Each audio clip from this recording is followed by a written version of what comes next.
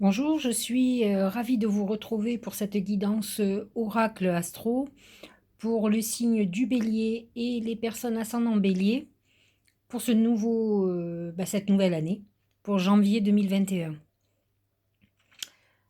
Alors tout d'abord, je vous souhaite mes meilleurs vœux.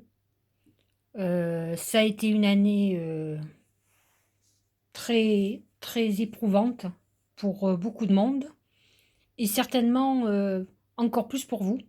Parce que vous aviez Mars dans votre signe jusque-là, jusqu'au 8 janvier, vous l'avez. Donc là, il commence à toucher le dernier décan. Et effectivement, Mars dans votre signe amène des conflits intérieurs, des conflits avec les autres, mais beaucoup de passion dans tout, hein. C'est aussi un élan pour pouvoir avancer dans nos projets, avoir la force de faire les choses. Mais c'est aussi un signe d'épuisement. D'autant plus que ce Mars s'est confronté aux planètes en Capricorne. Donc là, on n'est pas complètement sorti de l'affaire puisque pas mal de planètes sont encore en Capricorne, comme le Soleil, Mercure, je crois, et Vénus, va être Vénus dans pas longtemps. Donc effectivement, on peut avoir encore un certain nombre de contrariétés ou de choses qui sont retardées. Enfin, en tout cas, nous allons voir ça et on va rentrer dans le détail. Alors par contre, voyez, le premier oracle qui symbolise votre mois de janvier, c'est quand même l'étoile, les étoiles. Les étoiles, ça représente plusieurs choses. Ça représente la protection, euh, la protection du ciel, c'est-à-dire que vous êtes dans une bonne période, ou en tout cas on a envie de vous amener toutes les conditions nécessaires à votre réussite. Les étoiles représentent les réussites d'examen, les réussites de concours, la notoriété. Pour les artistes, ça veut dire que s'ils viennent de sortir une œuvre ou bah, ils peuvent s'attendre à une vraie reconnaissance, une reconnaissance professionnelle. C'est aussi un épanouissement amoureux, un mariage, un bébé, tout ce qui apporte l'épanouissement. Les étoiles amènent cet épanouissement. Donc, on va regarder dans chaque thème euh, de la vie qu'est-ce qui a été le plus touché et qu'est-ce que ça veut nous dire. Alors, au niveau professionnel et argent, c'est le lion. Alors, le lion, quand on est bélier, c'est sûr que c'est le courage. C'est un peu la dictature, mais de toute façon, ils se ressemblent à ce niveau-là. Ce sont deux signes de feu. Donc, c'est vrai que vous allez être vraiment tenace, quoi. Enfin, vous lâcherez rien. Donc, c'est vrai que professionnellement, vous allez avoir certainement une reconnaissance que vous espérez. Le lion, il est fier de lui. Il est content du résultat. Donc, vous pourrez être satisfait de ce que vous aurez fait cette année. Ce sont des leaders, ce sont des gens qui mènent la danse, hein. Ce ne sont pas des gens qui sont des moutons. Encore que le bélier, dans l'oracle Mar de Café, est plutôt celui qui se dévoue aux autres. Mais là, nous parlons du bélier dans l'astrologie occidentale. Ça n'a rien à voir. Alors, je ne vous dis pas qu'il ne peut pas y avoir des béliers qui soient plutôt des moutons que des béliers dans la vie de tous les jours. Mais par contre, là, aujourd'hui, quand on le représente en lion, c'est lui le chef, c'est lui le leader, c'est le roi ou la reine. Dans son activité, on a des retours financiers extraordinaires. Avec les étoiles, aucun risque, quels que soient les problèmes. On va retomber sur ses pieds, on va avoir s'il faut. On a surtout les capacités, les compétences, le savoir-faire nécessaire à cette réussite. On ne le doit qu'à notre travail et à quand même nos qualités professionnelles, notre persévérance. Donc, vous pouvez être fier de vous. En tout cas, c'est ce que ce lion va dire, vous nous dit en tout cas. Nous avons le courage et la force de la réussite. Donc ça, c'est plutôt pas mal. De toute façon, les planètes qui sont en Capricorne sont placées dans votre maison 10. Donc nous avons Vénus, nous avons Mercure, nous avons le Soleil. On est quand même dans les configurations idéales de réussite, même si fondamentalement on n'est pas en harmonie avec le Capricorne. Mais en tout cas, c'est notre vie professionnelle qui est poussée vers l'avant. Au niveau de l'amour, c'est le pont. Alors, fondamentalement, euh, on n'a pas, on a Vénus actuellement qui est en Sagittaire dans notre maison 9. Vénus en Sagittaire, ça amène pas réellement la stabilité sentimentale. Les Sagittaires sont des gens assez indépendants, qui ont du mal à s'engager. Une Vénus en Sagittaire, elle a envie d'aventure. C'est l'aventure, c'est l'amour de l'aventure et l'aventure dans l'amour, hein. Donc, quand on voit le pont, on est plutôt... Alors, on peut avoir un coup de foudre, hein, le bélier, il est sujet au coup de foudre. Mais ce sont des feux de paille, ça ne dure pas. Donc là, dans le pont, on est plutôt dans une situation intermédiaire. On peut sortir d'une relation amoureuse et être en guérison. Donc on n'a absolument pas envie de s'attacher à qui que ce soit. On a envie de passer des bons moments, bien sûr, mais en toute intelligence, mais pas dans un engagement. Ils seraient plutôt dans une phase carpe diem, vous voyez, où ils vivent au jour le jour, ils prennent ce qu'ils ont à prendre, mais ils ne s'engagent pas. Voilà, donc on est dans cette phase transitoire où on n'est pas obligatoirement dans un engagement de quoi que ce soit. Par contre, avec l'étoile au-dessus, on peut être dans une période où effectivement on va être papa ou maman. Alors effectivement, on est dans une situation de l'inconnu, c'est peut-être notre première fois, et on n'est pas encore devenu parent. Donc c'est vrai qu'on est peut-être dans une période un peu incertaine, avec une époque incertaine aussi, avec un monde qui est en pleine transformation et un Covid qui apparemment ne nous lâche pas. Donc on est plutôt dans une période de doute, quoi. Le pont n'est pas la phase de stabilité, mais en tout cas on peut s'atteler à y aller. Donc le pont peut nous amener vers ça, mais dans tous les cas, c'est la phase transitoire qui souvent arrive après une phase de rupture.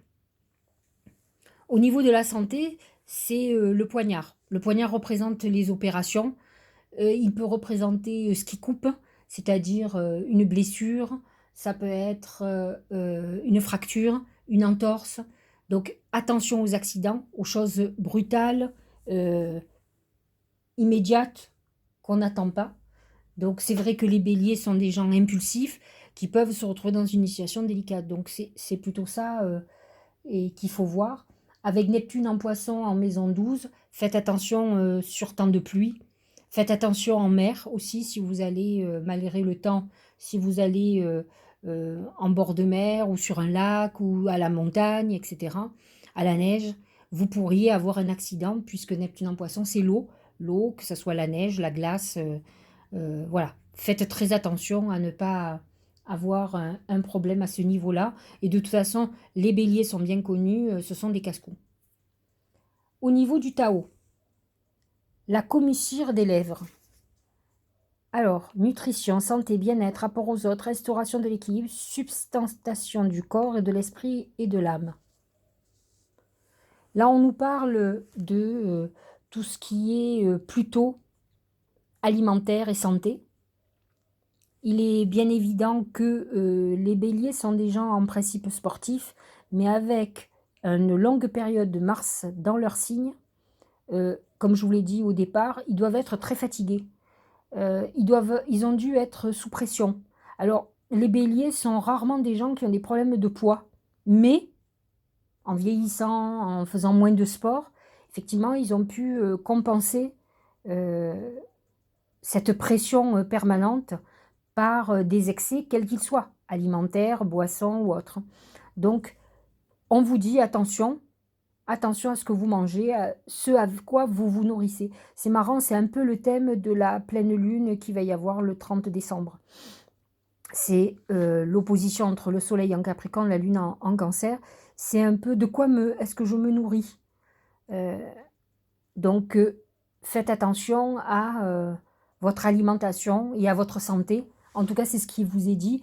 Avec le poignard au niveau de la santé, bien entendu, ce n'est pas bon signe. Donc, soyez vigilants. Le premier tarot d'intuition, il nous parle de l'été. Chaleur, montée à bord, vacances. Ah ouais, non, ça c'est sûr.